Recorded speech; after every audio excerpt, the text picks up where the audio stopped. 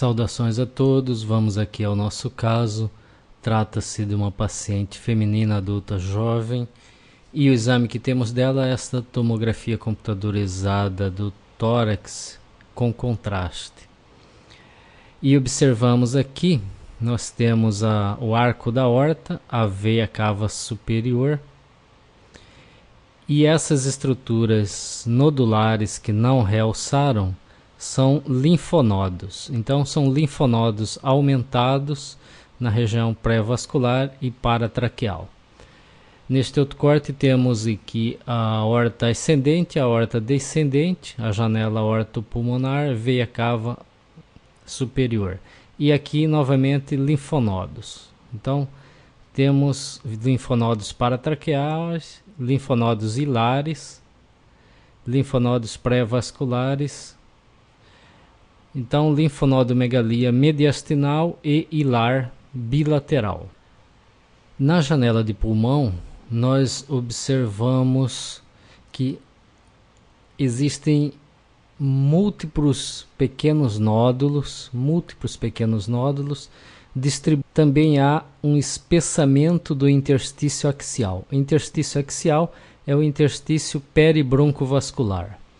Aqui a gente vê os brônquios, a luz dos brônquios, e a parede dos brônquios está aparentemente espessada e felpuda, irregular. Veja aqui, a parede dos vasos, a superfície dos vasos também está irregular, felpuda. Então há um espessamento peribroncovascular, bilateral.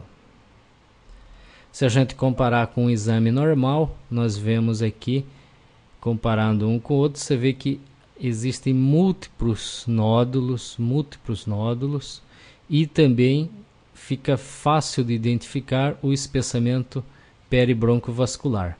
Você veja aqui a parede brônquica como é fininha e lisa, e aqui a parede com vasos tem a superfície completamente lisa em condições normais, e aqui você acompanha esse vaso, olha só. Múltiplos nódulos, múltiplas imagens lineares que tornam a superfície do vaso felpuda.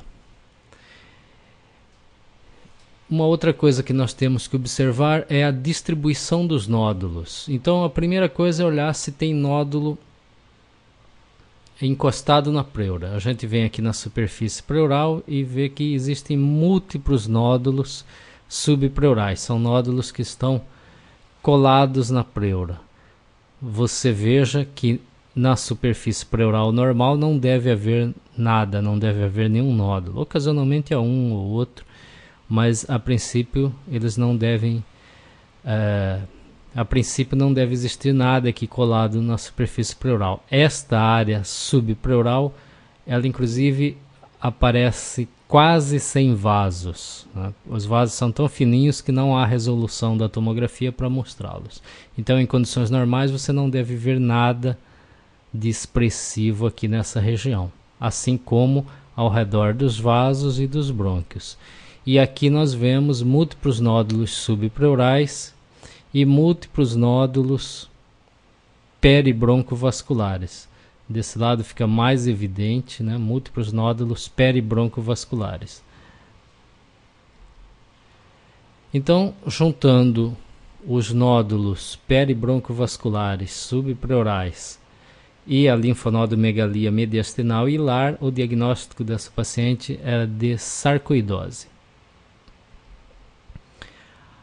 Aqui só para a gente identificar 3 tipos de nódulos de acordo com a sua distribuição anatômica. Os nódulos centrilobulares, veja, eles ficam dentro dos lóbulos. Os lóbulos a gente não consegue delimitar bem, mas esses nódulos aqui são centrilobulares. Veja que a superfície dos vasos está lisa, a superfície dos brônquios está lisa. Os nódulos não encostam nos vasos nem nos brônquios. E veja aqui a fissura, né, que são 2 pleuras justapostas, completamente lisa, e a superfície pleural completamente lisa. Então esses nódulos estão dentro dos lóbulos, dentro dos ácinos. Essa outra distribuição de nódulos, veja aqui a superfície pleural na fissura multinodular. Então os nódulos estão na superfície subpleural, veja aqui nódulos subpleurais e nódulos encostados nos brônquios, peribroncovascular. Então essa é a distribuição que chamamos de distribuição perilinfática, é onde estão os vasos linfáticos. E esta é uma distribuição randômica. Você veja que tem alguns nódulos na superfície pleural, mas são poucos. Aqui está a pleura, um ou outro nódulo na superfície pleural, um ou outro nódulo peribroncovascular, mas a maioria distribuídos randomicamente pelo parênquima, sem um predomínio específico. Aqui, para a gente entender, você tem o brônquio, ramo das artérias pulmonares, a arteríola central e aqui o lóbulo. Então, junto com os brônquios estão os vasos linfáticos. Então, esses nódulos que acompanham os brônquios, eles têm uma distribuição, uma disseminação linfática. E eles ocorrem também na região subpleural e nos septos interlobulares. Então, são essas as localizações dos nódulos das doenças perilinfáticas ou das doenças com acometimento linfático. Aqui os randômicos, aqui os centrilobulares, observe aqui, foi marcado aqui, desenhado os septos interlobulares, então delimitando os lóbulos, e os nódulos centrilobulares estão representados aqui.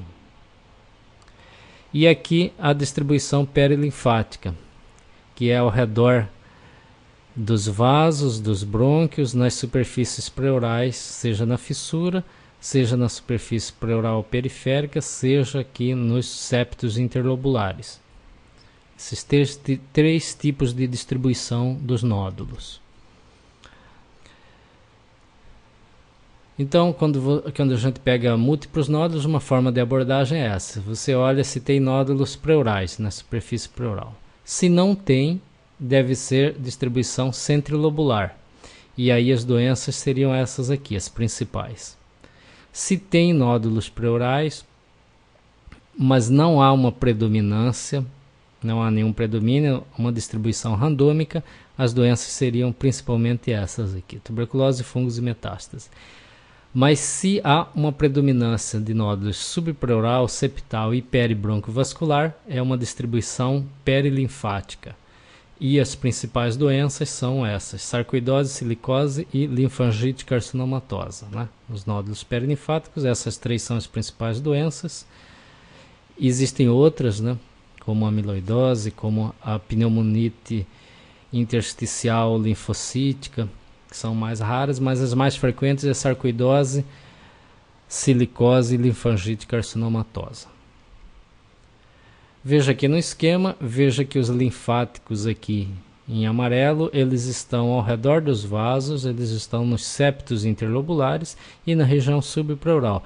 Então, se você tem uma doença com acometimento linfático, como as três lá, linfangite carcinomatosa, sarcoidose e silicose, você vai ter os nódulos nessas localizações, peribroncovascular, nos septos interlobulares e subpleurais. Aqui, comparando novamente, veja o espessamento peribroncovascular com múltiplos nódulos, compara com o outro lado, e os nódulos, com certo predomínio aqui, nódulos perilinfáticos. Nesse caso, além disso, na tomografia de abdômen, na parte que pegou o abdômen, tinha uma esplenomegalia e múltiplas lesões hipodensas no baço. Era um caso de sarcoidose. Ok? Então, esse caso eu acho que ele é relevante pelo fato de nós podermos relembrar a distribuição dos nódulos pulmonares. Então, é muito importante, frente a uma doença que tem múltiplos nódulos pulmonares, você definir ou tentar definir se a distribuição é centrilobular ou se a distribuição é perilinfática ou se é uma distribuição randômica. Fazendo essa diferenciação anatômica, nós então conseguimos chegar a um afunilamento das possibilidades diagnósticas. Ok? Então é isso, até o próximo caso.